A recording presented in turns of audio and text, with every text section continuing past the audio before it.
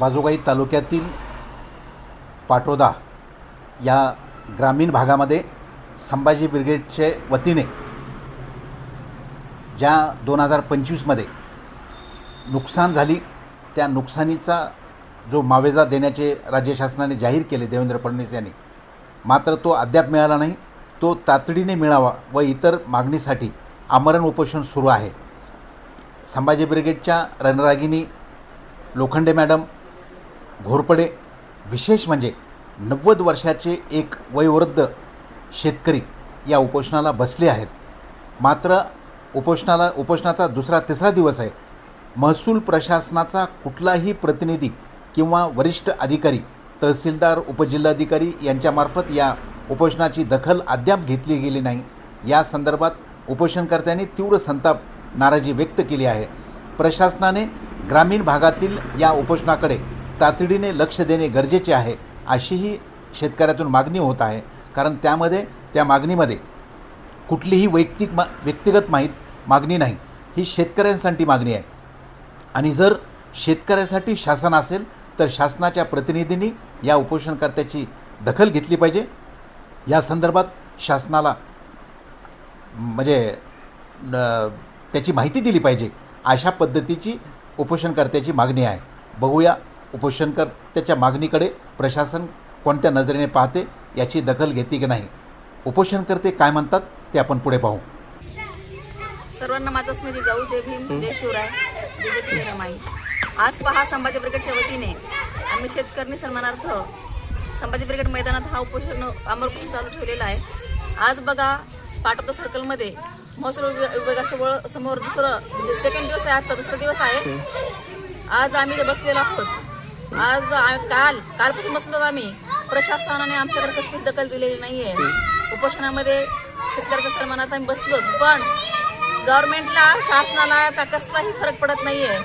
आम्ही गावकरी मंडळी आहेत बघा, आम्ही सर्व बसलेलो आहोत. तर मला आमचा मुद्दा असा आहे की 2025मध्ये जी अतिवृष्टी झालेली होती, त्या अतिवृष्टीमध्ये लोकांची जमिनी, लोकांची शेतं, धान्य, गुरंढोरं जे काही असतील पूर्ण वाहून गेलं होतं आणि जमीन पूर्ण पाषाणाला लागलेली होती. अशा अवस्थेत शेतकरी होता. आणि त्या वेळेला आपले मुख्यमंत्री साहेबांनी शेतकऱ्यांना आश्वासन दिलं होतं, शब्द दिला होता की तुम्हाला हेक्टरी 17,500 रुपये देण्यात येतील अकाउंटला तुमच्या. बघा, आमची ही मागणी आहे. बऱ्याच काही मागण्या आहेत, तर ही मागणी आमची पॉवरफुल आहे आणि त्या मागणीसाठी आम्ही उपोषण करत आहोत. तर मुख्यमंत्री साहेबांनी हा जो शब्द आहे दिलेला पाळलेला नाही, म्हणून आम्ही उपोषण करत आहोत. तर बघा, आज 2 दिवस झाले एक लेडीज उपोषणाला बसलेली आहे. आपले बाबा आहेत, बाबांचं वय 90 वर्ष आहे. शासनाला जाग आली पाहिजे. मुख्यमंत्री साहेबांना, आमदार साहेबांना, डेप्युटी कलेक्टर साहेबांना, आज तुम्ही आमच्याकडे दुर्लक्ष करताय, लक्षात ठेवा. आम्ही शेतकरीच्या माध्यमातून आंदोलन करत आहोत, उपोषण करत आहोत. उद्या अशी वेळ येऊ नये की आम्ही रस्ता रोको करू शकतो, हे लक्षात घ्या. आता हे 90 वर्षाचे बाबा आहेत, मग इथं काय दवाखान्याची वगैरे काय तुम्हाला आणखीन सुविधा उपलब्ध झाली का नाही? आमच्याकडे डॉक्टर आलेला नाहीये, आमच्याकडे पोलीस प्रशासन पण आलेलं नाही. कुठलं एक सुद्धा त्यांनी राऊंड मारलेलं नाहीये. वारंवार फोन करून सुद्धा कुणी आलेलं नाही. आणि नंतर आपलं जी तहसीलदार आहेत ते पण आमच्याकडे आलेले नाही आहेत. नंतर मग डेप्युटी कलेक्टर आमच्याकडे आलेले नाही आहेत. आम्ही ह्यांना वारंवार निवेदन देऊन अलर्ट केलं होतं, तरी सुद्धा त्यांना निवेदनाचा फरक पडत नाही. आम्ही आमरण करतोय, ह्याचा सुद्धा यांना फरक पडत नाही. म्हणजे यांना नेमकं यांच्यासाठी आम्ही करायचं काय? म्हणजे इथं महासभेला विनंती येणार का तुम्ही सगळेजण? आता येणार नाहीत का?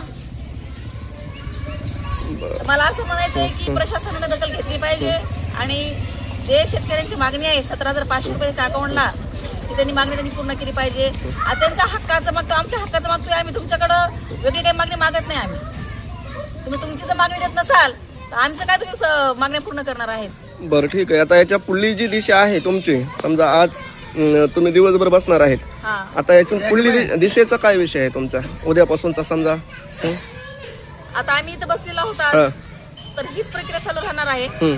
जोपर्यंत आमच्या मागण्या मान्य होत नाहीत, आम्हाला लेखी पत्र भेटत नाही, तोपर्यंत आम्ही इथले उठणार नाहीत. आमची प्रक्रिया चालू राहणार आहे. तहसीलदार साहेबांना आणखीन भेट दिली नाही? तहसीलदार साहेबांनी भेट दिलेली नाहीये.